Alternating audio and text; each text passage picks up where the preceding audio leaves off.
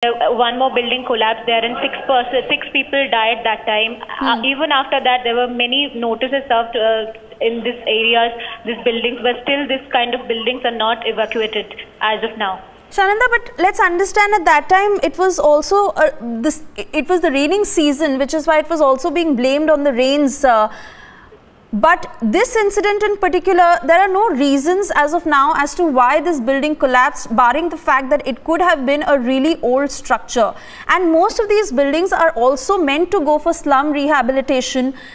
They are supposed to be taken over by the government so that they can redo these structures, but that is clearly not happening because a lot of these people stay on rent, and which is why they refuse to vacate these buildings, isn't it?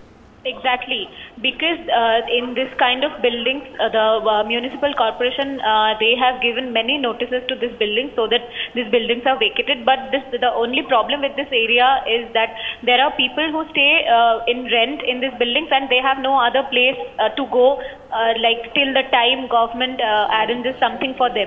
That's why they can't even go, vacate the building and go and stay somewhere else. That's why no matter so many notices have been served to them, they are still living in the building. And this same kind of incident happens every 3-4 months in Mumbai, many parts of Mumbai.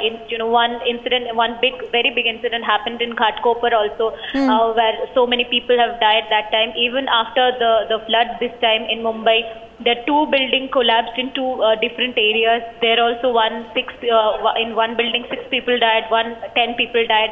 Still this kind of incident keeps happening in Mumbai. And also, Shananda, from the visuals on our screens, we get a sense that the locals are trying their level best to bring out those people who are trapped, and obviously they understand this area really well. As you said, that the fact that it is so highly populated makes it all the more difficult for those who are carrying out the rescue operations, because to evacuate so many people becomes a more difficult task. But clearly the locals trying their level best to clear out the debris so that those people, and the estimate being 24 people who are trapped, can be brought out. Exactly, because this particular building, there is a very narrow lane in front of the whole area where the fire tenders and the NDRF team has to go through that very narrow lane. And there were it was very difficult when the fire tenders tried to enter this narrow lane in the morning. So the local people, they started evacuating the building, and they tried to help the people who are trapped. And still the rescue operation still going on, and the local people, there are large number of local people coming from different areas there, and they are trying to get these people out from this building. Right, Shananda, you continue to track that for us.